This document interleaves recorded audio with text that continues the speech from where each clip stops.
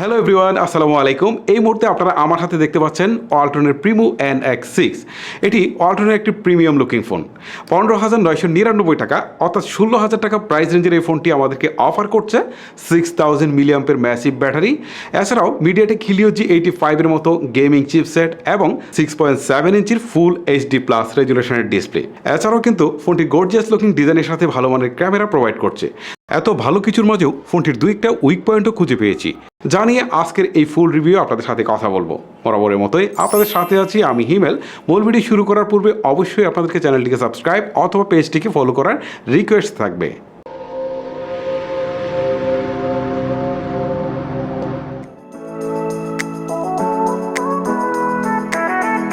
শুরুতেই করে নিচ্ছি ওয়ালটন প্রিমো NX6 এর আনবক্সিং। বক্সটিকে খুললেই পাচ্ছি আমাদের সেই কাঙ্ক্ষিত ডিভাইসটি ছাড়াও থাকছে একটি 10 ওয়াটের চার্জার, USB টাইপ C কেবল, TPO কভার যেটি অনেকটাই সফট ছিল বলবো, দেন পাচ্ছি একটি গ্লাস প্রোটেক্টর, সিম ইজেক্টর এবং সর্বশেষ দেখতে পাচ্ছি একটি ওয়ারেন্টি কার্ড। প্রত্যেকটা স্মার্টফোন ব্র্যান্ডেই ডিজাইন অ্যান্ড লুকসের দিক থেকে ডে বাই ডে যত্নশীল হচ্ছে, আর এই ক্ষেত্রে আমাদের দেশীয় ব্র্যান্ড ওয়ালটন মোটেও পিছিয়ে নেই। ওয়ালটন NX6 এর ডিজাইনে আমার কাছে সবচেয়ে বেশি ভালো লেগেছে এর ক্যামেরা হাউজিংটি। অ্যাপেল ইন্সপায়ার্ড এর ক্যামেরা হাউজিংটি এই ফোনে ভালো লাগার একটি অন্যতম কারণ হতে পারে আপনার। রিয়ার প্যাডের ডিজাইনটি আপ টু দ্য মার্ক বলা যায়, যা কারো কাছে খুব সহজেই ভালো লাগবে। রিয়ার প্যাডে থাকা ফিজিক্যাল ফিঙ্গারপ্রিন্ট স্ক্যানারের পজিশনটি একদমই ঠিকঠাক ছিল, আর এটি বেশ ফাস্ট অ্যান্ড ইকুরেট কাজ করছিল।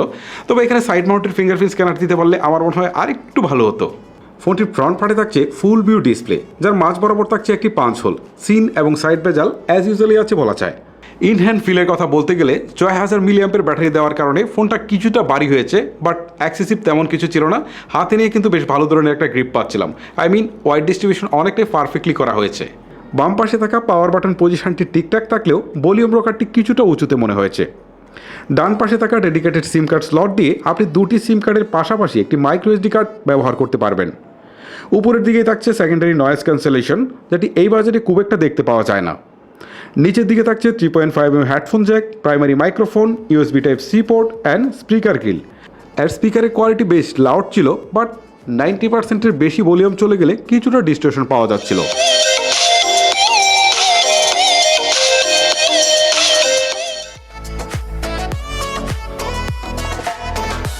ডিসপ্লে হিসেবে ফোনটিতে থাকছে 6.78 ইঞ্চির ফুল HD প্লাস রেজুলেশনের একটি IPS LCD ডিসপ্লে, যার resolution 1080x2460 pixel. Screen to body ratio 91.5%। এছাড়াও ডিসপ্লেতে থাকছে 396 ppi ডেন্সিটি। এর ডিসপ্লে অনেকটা ন্যাচারাল কালার প্রোভাইড করছিল, এতে শার্পনেসও পেয়েছি বেশ ভালো মানের। ডিসপ্লেতে টাচ ল্যাটেন্সি বা নেগেটিভিটি জনিত কোনো ইস্যু খুঁজে পাইনি। এটি রেগুলার 60 হার্জের একটি প্যানেল। এতে প্রোটেকশন হিসাবে কী ব্যবহার করা হয়েছে সেটা কিন্তু আমরা অফিসিয়াল ওয়েবসাইট গেলেও কোনো তথ্য পাইনি। সো এই ক্ষেত্রে পরামর্শ থাকবে বক্সে থাকা গ্লাস প্রোটেক্টরটি ব্যবহার করার। ডিসপ্লের আউটডোর ভিজিবিলিটি নিয়ে আমার একদমই কমপ্লেন নেই, বাজেট হিসাবে অ্যাজ ইউজুয়ালি ছিল বলবো। তবে এখানে রেগুলার 60 হার্জের প্যানেল না দিয়ে অন্তত 90 হার্জের একটি প্যানেল প্রোভাইড করা উচিত ছিল বলে আমি মনে করি। চিপসেট হিসেবে ফোনটিতে থাকছে মিডিয়াটেক হিলিও G85, যেটি 12 nm আর্কিটেকচারের বিল্ড করা একটি অক্টাকোর CPU, আর GPU হিসেবে এতে থাকছে মালি G52 MC2। হিলিও G85 নিয়ে আসলে নতুন করে তেমন কিছুই বলার নেই, কারণ এটা লোয়ার বাজেটের স্মার্টফোনগুলোর জন্য গেমিংয়ের ক্ষেত্রে একটা জাতীয় চিপসেট বলতে পারি। এটা অনেক স্মার্টফোনে ব্যবহার করা হয়েছে অলরেডি, হয়তো অনেকে জেনে গেছেন যে পারফরমেন্স কেমন। তারপরে এখন অনেকেই প্রশ্ন করবেন যে এই বাজেটে কেন, এটা তো আমরা এর চেয়ে কম বাজেটের স্মার্টফোনগুলোতে পেয়ে থাকি। আপনারা হয়তো একটা জিনিস অনেকেই জানেন যে এই মুহূর্তে ওয়ার্ল্ড ওয়াইড চিপসেটের অনেক বেশি দাম বেড়ে গিয়েছে। তো সেই তুলনায় যদি আমরা এই চিপসেটটাকে কনসিডার করি এই বাজেটের মধ্যে, তাহলে কিন্তু আমরা এটাকে অনায়াসে করতে পারি বা করতে হবে এই বাজেটের মধ্যে। 4GB র্যামের মধ্যে অধিকাংশ সময় 1GB থেকে 1.5GB পর্যন্ত ফ্রি পেয়েছি। ব্যাকগ্রাউন্ডে 8 থেকে 10টার বেশি অ্যাপস রান থাকলে সোয়াপ করে চালাতে গেলে কিছুটা স্লো লেগেছে আমার কাছে। র্যাম ম্যানেজমেন্ট আরেকটু বেটার হওয়া উচিত ছিল।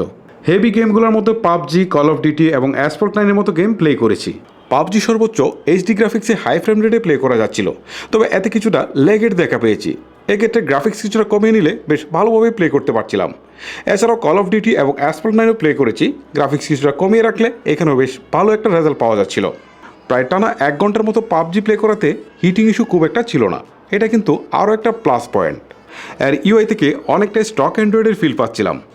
অ্যাপস ওপেনিং বা ক্লোজিং টাইম ছিল বেশ ফাস্ট। ফোনটির রিয়ারে থাকছে ট্রিপল ক্যামেরার সেট আপ, যার প্রাইমারি সেন্সরটি 48 মেগাপিক্সেলের, সেকেন্ডারিতে থাকছে একটি 5 মেগাপিক্সেলের আলট্রা ওয়াইড ক্যামেরা অ্যান্ড থার্ডে থাকছে একটি 2 মেগাপিক্সেলের ডেপথ সেন্সিং ক্যামেরা, আর ফোনটির সেলফিতে থাকছে একটি 8 মেগাপিক্সেলের ক্যামেরা। ওয়ালটন NX6 এর ক্যামেরা কোয়ালিটি আমার মতো যে কারোর কাছে খুব সহজেই ভালো লাগবে। ছবিতে পর্যাপ্ত ডিটেলসের উপস্থিতি লক্ষণীয়, সেই সাথে শার্পনেসও বেশ ভালোভাবেই ধরে রাখতে পারছিল। ছবিগুলো আমার কাছে অনেকটা ন্যাচারালি মনে হয়েছে, তবে পোর্ট্রেট মোডের ছবিগুলো কিছুটা স্যাচুরেটেড, আর এই ছবিগুলো দেখতে বেশ ভালোই লাগে। সোশ্যাল মিডিয়া ফ্রেন্ডলি ছবি বলা যায়। পোর্ট্রেট মোডের সাবজেক্ট সেপারেশন নিয়ার অ্যাকুরেট ছিল বলবো। ছবিতে ডাইনামিক রেঞ্জ বেশ ভালোভাবে ক্যাপচার করতে পারছিল।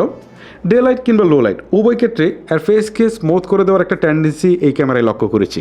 5 মেগাপিক্সেলের আলট্রা ওয়াইড ক্যামেরার পারফরমেন্স খুব একটা ভালো লাগেনি আমার কাছে। ডিটেলসের পরিমাণটা কিছুটা কম ছিল, বাজেট হিসাবে আরেকটু বেটার কোয়ালিটি আশা করেছিলাম। ওয়ালটনকে স্পেশাল ধন্যবাদ জানাই যে তারা ম্যাক্রো ক্যামেরার মতো ইউজলেস ফিচার বাদ দিয়ে দিয়েছে। আমার মনে হয় শুধু ওয়ালটন নয়, প্রত্যেকটা স্মার্টফোন ব্র্যান্ডেরই উচিত এই ইউজলেস ফিচারটাকে বাদ দিয়ে দেওয়া। লো লাইটের ছবিগুলোকে আমি অ্যাভারেজই ধরে নিচ্ছি। নর্মাল মোডের সাথে ডেডিকেটেড নাইট মোডের ছবিগুলো আপনারা নিজেরাই একটু পরখ করতে পারেন। সর্বোচ্চ 1080p ভিডিও শ্যুট করা যাচ্ছিল। ভিডিওতে কিছুটা ডিটেলসের ঘাটতি আছে, আর স্টেবিলাইজেশনও নেই। তবে এটা নিয়ে খুব একটা মাথা ব্যথার কারণ নেই, কারণ এটা এই বাজেটের স্বাভাবিকই বলতে পারি।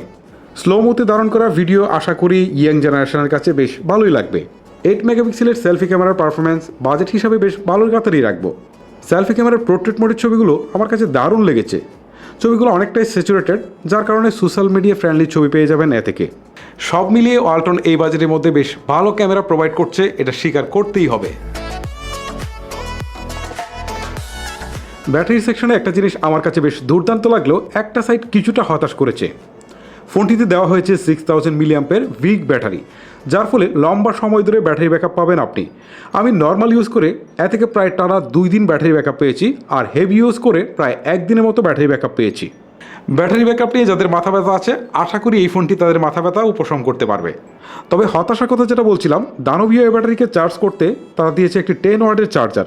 এখানে মিনিমাম একটি 18 ওয়াটের ফাস্ট চার্জার প্রোভাইড করা গেলে একটা পারফেক্ট কম্বিনেশন হতে পারত।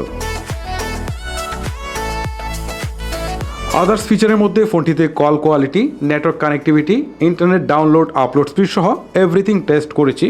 এতে কোনো ধরনের কোনো প্রবলেম আমি খুঁজে পাইনি। সো গাইজ, এতক্ষণ কিন্তু ফোনটির ভালো মন্দ সব কিছু আপনাদের সামনে তুলে ধরলাম। অনেকেই হয়তো অলরেডি ডিসাইড করে ফেলেছেন যে ফোনটিকে কিনবেন নাকি কিনবেন না। আবার অনেকেই বসে আছেন আমার মতামতের অপেক্ষায় যে আসলে এই বাজেটের মধ্যে ফোনটি কি কেনা ঠিক হবে কিনা। আমি যদি 16,000 টাকা প্রাইস রেঞ্জ বিবেচনা আপনাদেরকে বলি, তাহলে বলবো যে বেশ ভালো ডিজাইন প্রোভাইড করছে, ভালো মানের ডিসপ্লে রয়েছে এবং ভালো মানের চিপসেটও রয়েছে। যদি অনেকে এটা নিয়ে একটু কমপ্লেন করবেন, সেটাও কিন্তু আমি আপনাদেরকে ব্যাখ্যা দিয়েছি, যেহেতু এই মুহূর্তে চিপসেটের বাজারে একটু বেশি হাই চলছে।